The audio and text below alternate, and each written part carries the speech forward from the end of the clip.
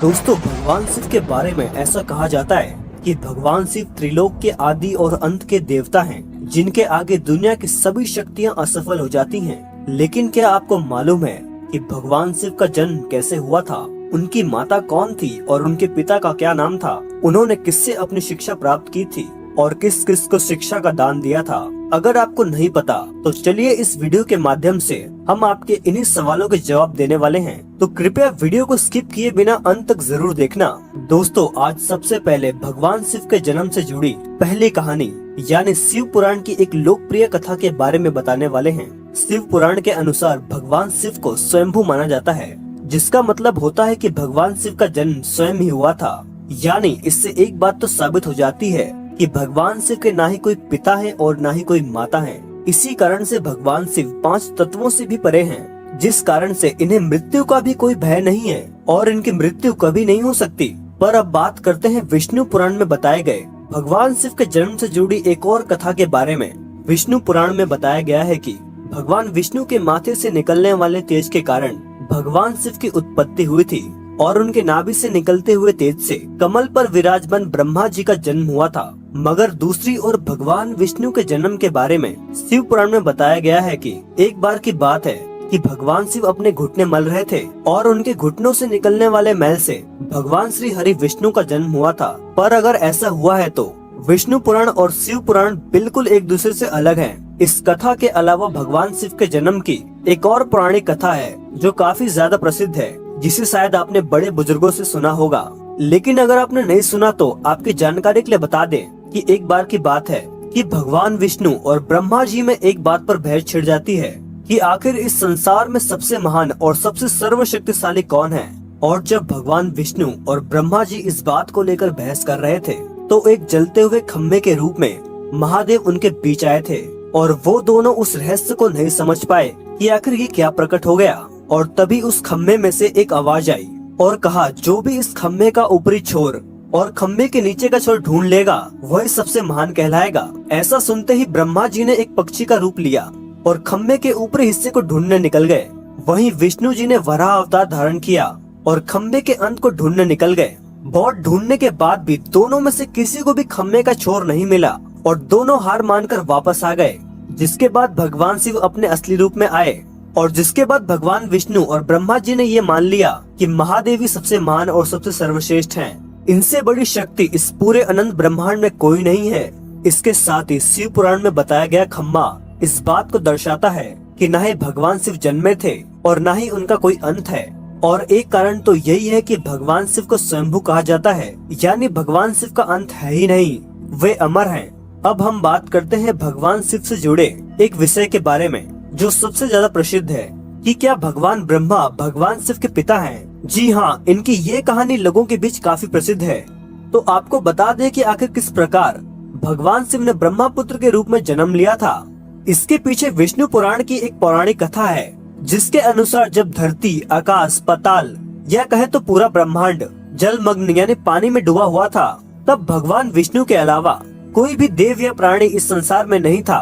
तब केवल विष्णु जी ही जल सतह पर अपने शेष नाग पर लेटे हुए नजर आ रहे थे।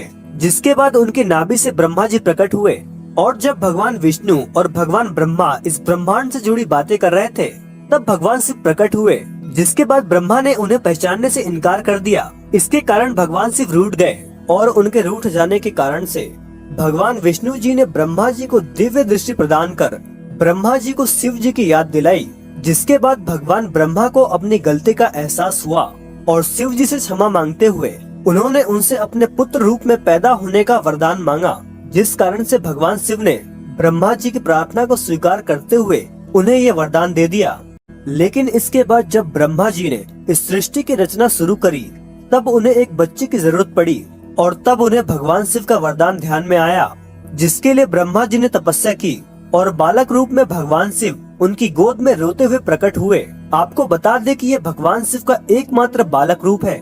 जब ब्रह्मा जी ने उनके रोने का कारण पूछा तो उन्होंने बताया कि उनका कोई भी नाम नहीं है।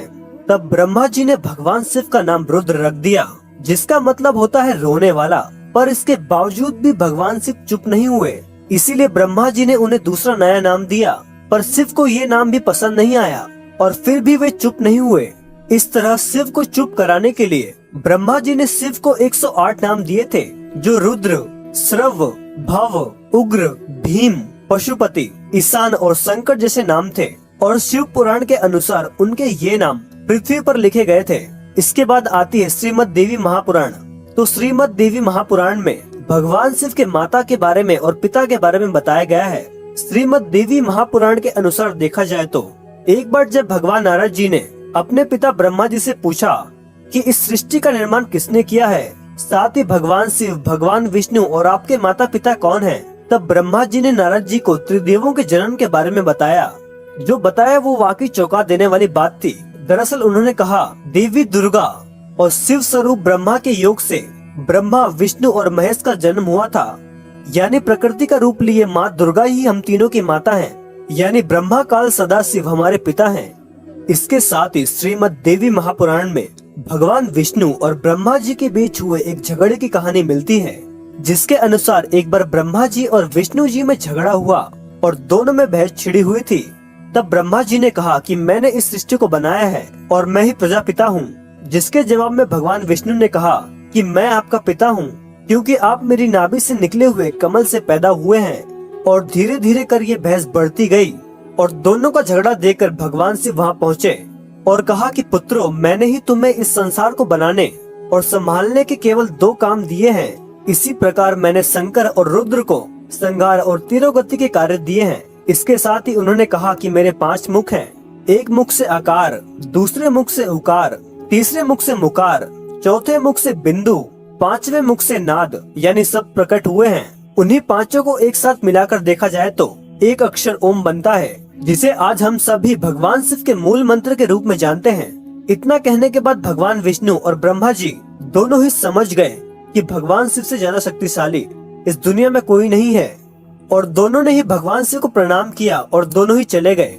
चलिए दोस्तों, अब आप भगवान शिव के बारे में आप इतना जान ही चुके हैं, तो आखिर आपको पता है कि भगवान शिव ने किससे शिक्षा प्राप्त की थी और उनके गुरु कौन थे? हम जानते हैं कि शायद ही आप में से किसी को इसका जवाब पता होगा, पर जिसे नहीं पता उन्हें हम बता दें कि भगवान शिव स्वयं ही इस संसार के गुरु माने जाते हैं और उन्होंने ही गुरु शिष्य की परंपरा की शुरुआत की थी।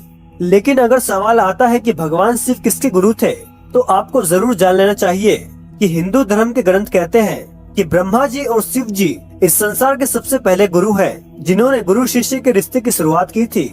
जब ब्रह्मा जी ने अपने मानस पुत्रों को शिक्षा प्रदान की थी, वहीं भगवान शिव ने अपने ज्ञान को केवल अपने 7 शिष्यों को दिया। यानी भगवान शिव 7 शिष्यों के गुरु थे, और वे जिन शिष्यों के गुरु थे वह आज के समय में उन्हें सप्त ऋषियों का दर्जा दिया गया है। दोस्तों, ये थे भगवान शिव के जन्म से जुड़ी कुछ कथाएं, जो आपको कैसे लगे हमें कमेंट करके जरूर बताएं। और साथ ही आपको वीडियो पसंद आई तो वीडियो को लाइक करें, चैनल को सब्सक्राइब करें और बेल आइकन को भी जरूर दबाएं। और कमेंट्स में लिखे हर हर महादेव।